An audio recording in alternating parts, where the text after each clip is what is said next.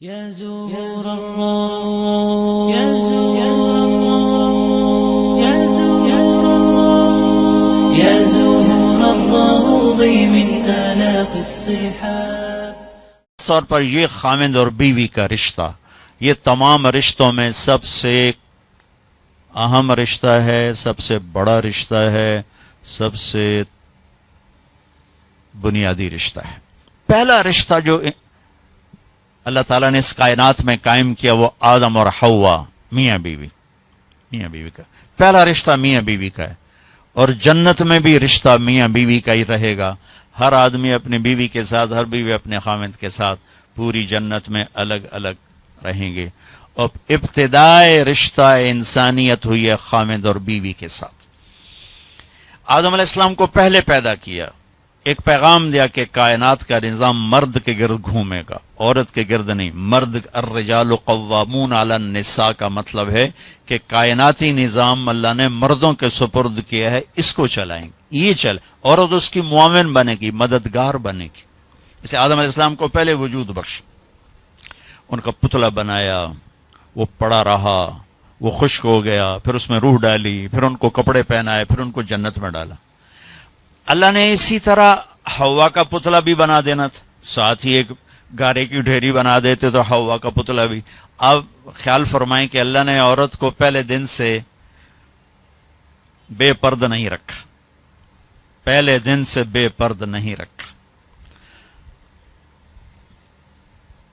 اللہ تعالیٰ کے ایک ڈھیری ساتھ حوا کی بناتے تو وہ کیا مسئلہ تھا، فرشتے ہی ہیں اور تو کوئی ہے نہیں، اور اللہ تعالیٰ ایک ڈھیری بنا کے چل بھائی آدم بن گیا، چل بھائی ہوں حوا بھی بنا دے، وہ بھی بن جاندی، دونوں ہی پڑے ہوتے۔ نہیں، ایسا نہیں کیا ہے، حوا کی ڈھیری نہیں بنائی،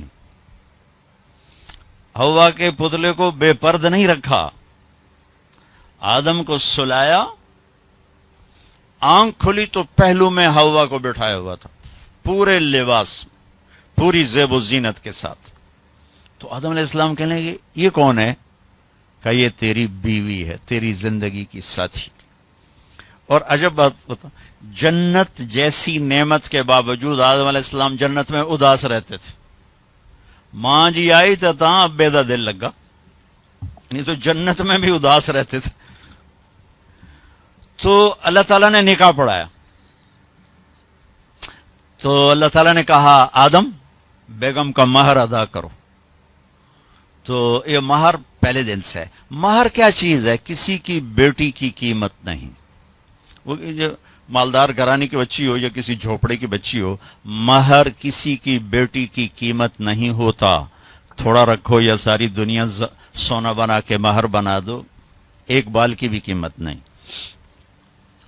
مہر ایک علامت ہے کہ آج کے بعد اس لڑکی کا خرچہ یہ لڑکا اٹھائے گا، جب تک وہ زندہ اور یہ نکاح قائم ہے، یہ خرچہ خاوند قوامون علی النساء، گھر کا نظام مرد چلائے گا۔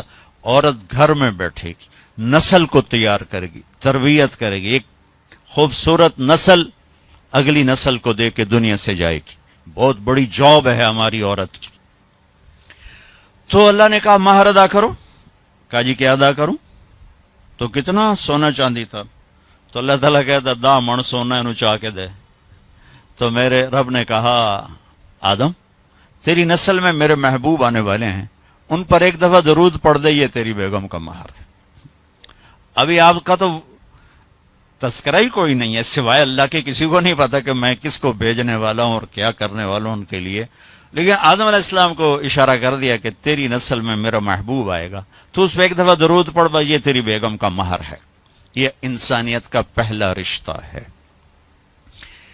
والدین کے حقوق کے لیے چند آیات، اولاد کے حقوق کے لیے چند آیات، بہن بھائیوں کے حقوق کے لیے چند آیات ہیں، خاوند بیوی کے لیے سینکڑوں آیات۔ پوری سورت اتری ہے، سورہ طلاق، پوری سورت، سورہ نساء، سورہ طلاق، سورہ مائدہ میں، سورہ بقرہ میں، سورہ آل عمران میں اللہ نے سینکڑوں آیات اتاری کہ یہ رشتہ باقی رہے، کیونکہ اس میں کمزوری ہے۔ اہمیت کے باوجود اس میں ایک کمزوری ہے کہ ایک بول پہ ٹوٹ جاتا، باقی رشتہ ٹوٹتا نہیں۔ میں اپنی ماں کا فرما بردار ہوں یا نافرمان ہوں، ماں بیٹے کا رشتہ نہیں ٹوٹتا، باپ کا باغی ہوں یا باپ کا خدمت گزار ہوں یہ رشتہ نہیں ٹوٹتا، بھائی سے لڑا ہوا ہوں یا صلح ہے یہ رشتہ نہیں ٹوٹتا، لیکن خاوند اور بیوی کا رشتہ ایک بول پہ ٹوٹ جاتا۔ میرے نبی نے فرمایا علی طلاق سے بچنا، جب طلاق دی جاتی ہے تو اللہ کا عرش کانپ اٹھتا ہے، اللہ کا عرش کانپ اٹھتا ہے جب بے جا طلاق دی جاتی۔ ضرورت کے تحت تو طلاق رکھی گئی، لیکن جیسے آج کل کی طلاقیں ہو رہی تو اللہ کا عرش کانپ اٹھتا ہے۔ میں اسلام آباد سے آ رہا ہوں سے، تو وہاں ایک بچی ملی مجھے، کہا کہ مجھے طلاق ہو گئی کہ سسرال والوں کا تیرے ابے گڈی تو دیتی کوئی نہیں، چل واپس، اور خود وہ ڈاکٹر ہے جی، طلاق ہو گئی۔ تو اس طرح جب ظلم و ستم ہوتا ہے تو پھر اللہ کا عرش کانپ اٹھتا ہے۔ تو یہ رشتہ کیسے گزارنا ہے کہ زندگی خوبصورت ہو جائے؟ کیونکہ میری بات سن لیں غور سے، آپ مالدار لوگ بیٹھے ہیں، پیسے سے آپ زندگی کو خوبصورت نہیں بنا سکتے، گھر خوبصورت بنا سکتے ہیں، گاڑی خوبصورت لے سکتے ہیں، زیور خوبصورت خرید سکتے ہیں، زندگی کی خوبصورتی کا تعلق ان چیزوں سے نہیں ہے۔ زندگی کی خوبصورتی صرف میرے نبی کی غلامی میں ہے۔ نبی پاک صلی اللہ علیہ وسلم ایک پاکیزہ زندگی لے کر آئے، جو اس کے پیچھے چلے گا اس کی زندگی میں حسن آئے گا، جمال آئے گا، کمال آئے گا، باقی ویرانیوں کے سوا کچھ بھی نہیں۔